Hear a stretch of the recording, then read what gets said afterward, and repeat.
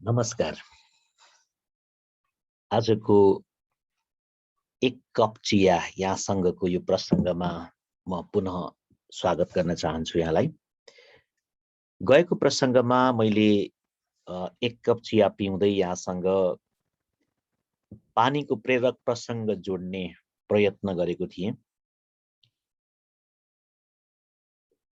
आजको यो एक कप चियासँगै समयको सन्दर्भ जोड्न गइराखेको छु। समय अत्यन्तै महत्त्वपूर्ण र बलवान छ। भन्ने गर्छौं एक वर्ष समयको महत्त्व कति छ भनेर बुझ्नु पर्यो भने एउटा परीक्षामा फेल भएको विद्यार्थीलाई सोध्नु भन्ने गरिन्छ।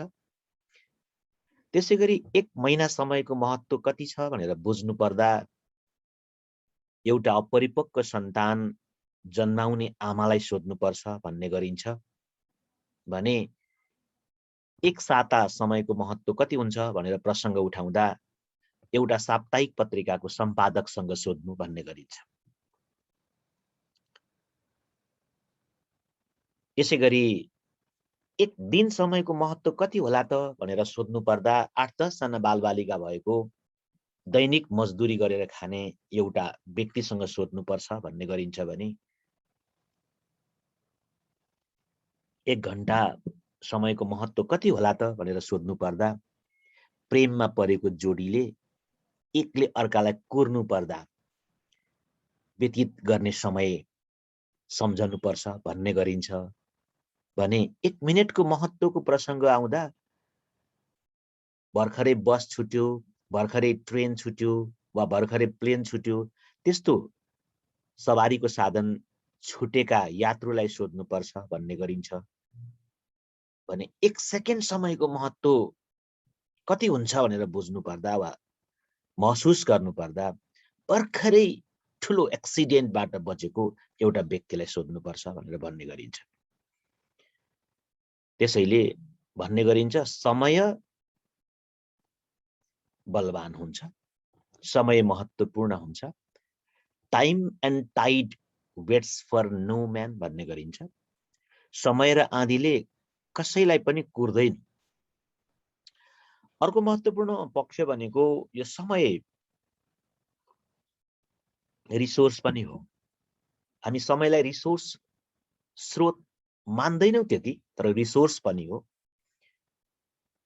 त्यसैले समयको पनि बजेटिङ हुनु जरुरी छ। हामी पैसाको मात्रै बजेटिङको कुरा उठाउँछौँ, समयको बजेटिङ हुनु अत्यन्त आवश्यकता छ। समय पनि सीमित हुन्छ, अत्यन्तै सीमित समयभित्र धेरै काम गर्नुपर्ने हुन्छ। समयले हामीलाई कुर्न पनि सक्दैन, बलवान पनि छ यो। म धेरै साथीहरूको, धेरै विद्यार्थीहरूको एउटा गुनासो सुन्ने गर्छु वा प्रशिक्षणको दौरानमा, शिक्षणको दौरानमा अन्य विभिन्न काम गरिरहँदा उहाँहरू भन्ने गर्नुहुन्छ, समय नै व्यवस्थापन गर्न सकिएन सर, समय व्यवस्थापन गर्न नसक्दा दुःख पाइयो, समय कसरी व्यवस्थापन गर्ने होला भन्ने कुरा गरिराख्नुहुन्छ। एउटा सत्य कुरा चाहिँ के हो भन्दा यो संसारमा जति पनि व्यक्तिहरूले सफलता हासिल गरेका छन् त्यो 24 घण्टाकै समयभित्र गरेका हुन्। कसैसँग पनि 1 सेकेन्ड बढी समय छैन, त्यसै भित्र रहेर त्यही टाइम फ्रेम भित्र गरेका हुन्। त्यसैले हामीले गर्नुपर्छ व्यवस्थापन। समय व्यवस्थापन महत्त्वपूर्ण पक्ष हो, तर कसरी व्यवस्थापन गर्ने यो चाहिँ च्यालेन्ज, चुनौतीपूर्ण कुरा। धेरै प्रशिक्षणमा, धेरै सिद्धान्तमा समय व्यवस्थापन कसरी गर्ने भन्ने सन्दर्भहरू उठिराखेको हुन्छ। आज मैले यहाँसँग समय व्यवस्थापनको सवालमा मात्रै 2 वटा कुराहरू उठाउन खोजिराखेको छु, 2 वटा कुराको प्रसङ्ग उठाउन खोजिराखेको छु। एउटा म समय व्यवस्थापनको सवालमा एउटा आईको कुरा गर्दैछु, अर्को युको कुरा गर्दैछु। आई र युको प्रसङ्गमा यो समय व्यवस्थापनको प्रसङ्ग जोड्ने प्रयास गर्दैछु। मेरो आईको अर्थ, यो आईको अर्थ मैले भन्न खोजेको अर्थ इम्पोर्टेन्टको प्रसङ्ग हो भने जुन युको प्रसङ्ग मैले उठाइराखेको छु, यो युको प्रसङ्ग अर्जेन्टको कुरा हो। जब हामी इम्पोर्टेन्ट र अर्जेन्टलाई पर्गेल्न सक्दैनौँ नि समय व्यवस्थापन हुनै सक्दैन। म व्यावहारिक पक्षबाट यहाँसँग यो चियासँगै प्रष्ट भन्छु, हुनै सक्दैन। त्यसो भए यो के हो त इम्पोर्टेन्ट, के हो त अर्जेन्ट, कसरी बुझ्ने त यसलाई? म एउटा सानो उदाहरण मार्फत यहाँ प्रस्तुत हुन्छु। मानौ मलाई एक साता पछाडि एउटा प्रशिक्षण कार्यमा सहभागी हुनु छ, प्रशिक्षण दिनु छ, जसका लागि मैले 8-10 घण्टा समय राम्रोसँग तयारीका लागि खर्चनु पर्छ, किनकि क्वालिटीका लागि समय चाहिन्छ। एक साता पछाडि मैले फेरि पनि भने एक साता पछाडि, मलाई हतार छैन नि, एक साता पछाडि। एक साता निकै लामो समय पनि हो एक ढङ्गले हेर्दा, अर्को ढङ्गले छोटो पनि हो, तर मलाई 8-10 घण्टा समय निकाल्नु परेको हुनाले एक साता लामो समय मान्न सकिन्छ। मैले त्यो प्रशिक्षणमा जुन तयारी गर्नुपर्ने छ त्यो इम्पोर्टेन्ट हो, मेरो महत्त्वपूर्ण कुरा काम हो मेरो, तर मैले त्यसलाई अर्जेन्ट ठानेको हुँदिन। इम्पोर्टेन्ट त हो तर अर्जेन्ट ठानेको हुँदिन। अनि त्यो तयारी मैले आजबाट सुरु गर्दिन।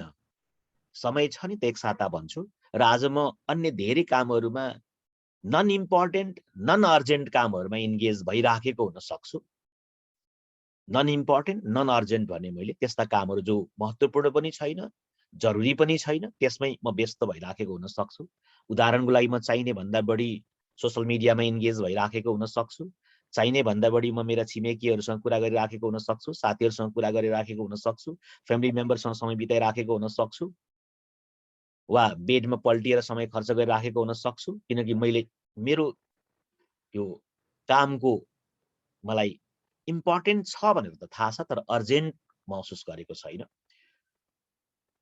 समय बित्छ बिस्तारै, 1 दिन 2 दिन 3 दिन 4 दिन हुँदै जान्छ र मेरो प्रशिक्षणको दिन आइसक्छ अगाडि, मान्नुस् पर्सि मेरो प्रशिक्षण छ।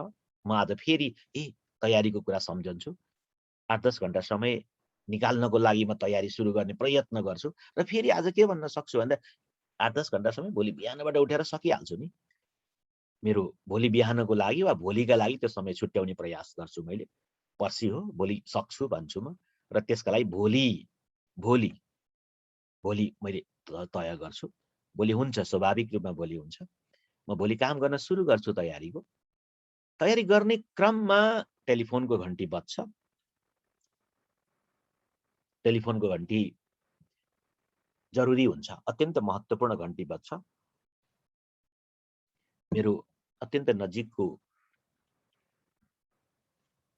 नातेदार बिरामीको कारण अस्पताल भर्ना भएको समाचार मैले पाउँछु र मलाई त्यहाँ जानुपर्ने हुन्छ। स्वाभाविक रूपमा मेरो ट्रेनिङको तयारी भन्दा पनि बढी महत्त्वपूर्ण त्यो काम हुन्छ, र मैले त्यो अर्जेन्ट कामलाई पहिलो प्राथमिकतामा राखेर म हस्पिटल जानुपर्ने हुन्छ। स्वाभाविक हो त्यो। मलाई अब 2 वटा अर्जेन्ट काम भयो। एउटा अर्जेन्ट काम अकस्मात आइलाग्यो, म हस्पिटल जानुपर्छ, र अर्को अर्जेन्ट काम भोलि ट्रेनिङ छ, तयारी गर्नुपर्छ। अमात्तिन्छु, हताशिन्छु, र भरे बेलुका गर्छु, फर्केर भन्छु। स्वाभाविक रूपले यो मनलाई मनाउँछु र फर्कन्छु पनि, तयारी गर्ने प्रयास गर्छु। पक्कै पनि मेरो तयारी पुअर हुन्छ, मेरो क्वालिटी राम्रो हुँदैन। मैले जुन स्तरीय प्रशिक्षणको तयारी गर्नुपर्ने थियो त्यो तयारी हुन सक्दैन, र म हतारमा मैले जे जति सकेको त्यो काम गर्छु, र म प्रशिक्षण कार्यमा सहभागी हुन्छु। मैले उठाउन खोजेको एजेन्डा के हो भन्दा, जब तपाई हामीले इम्पोर्टेन्ट भनेर महसुस गरेको कुरालाई अर्जेन्ट मान्न सक्दैनौ, तबसम्म हाम्रो समय व्यवस्थापन हुँदैन। त्यो विल पावर, 7 दिन पछाडि मलाई काम सक्नु छ भने आजबाट मैले सुरु गर्नै पर्छ। 1 घण्टा, आधा घण्टा, 2 घण्टा कति समय दिन सक्छु, त्यो सुरुवात गर्नै पर्छ। सुरुवात त गर्नुपर्छ, निरन्तरता त दिनुपर्छ। एकैचोटि भोलि पर्सि दिन गन्दै जाँदा पक्कै पनि अर्जेन्ट कामहरुको संग्रह हुँदा हामी त्यो काम राम्रोसँग पूरा गर्न सक्दैनौं। त्यसैले म लगायत हजुरहरुसँग मेरो रिक्वेस्ट, हरेक इम्पोर्टेन्ट कामलाई अर्जेन्ट भन्ने बानी, र त्यो अर्जेन्ट केवल भन्ने बानी होइन, अर्जेन्ट मानेर गर्ने बानी जुन दिनसम्म विकास हुँदैन नि, तबसम्म हामीले समय व्यवस्थापन गर्न सक्दैनौं। त्यो विल पावर डेभलप गर्नै पर्छ। पक्कै पनि आजको यो छलफलमा यहाँ मैले समयको महत्त्वको बारेमा आफ्नो अनुभव समेत जोडेर यहाँसँग प्रसङ्ग राख्ने प्रयत्न गरेँ। यो एक कक्षासँगै यहाँको यो कुराकानी पक्कै पनि यहाँलाई मलाई फलदायी हुनेछ भन्ने विश्वासका साथ अर्को दिन अर्को प्रसङ्ग सँगै यहाँसँग पुनः भेट्ने बाचा गर्दै कार्यक्रम यो सन्दर्भमा प्रतिक्रिया व्यक्त गर्नुहुन, च्यानललाई सब्स्क्राइब गर्नुहुन, शेयर गर्नुहुन आग्रह गर्दै बिदा हुन्छु। नमस्कार।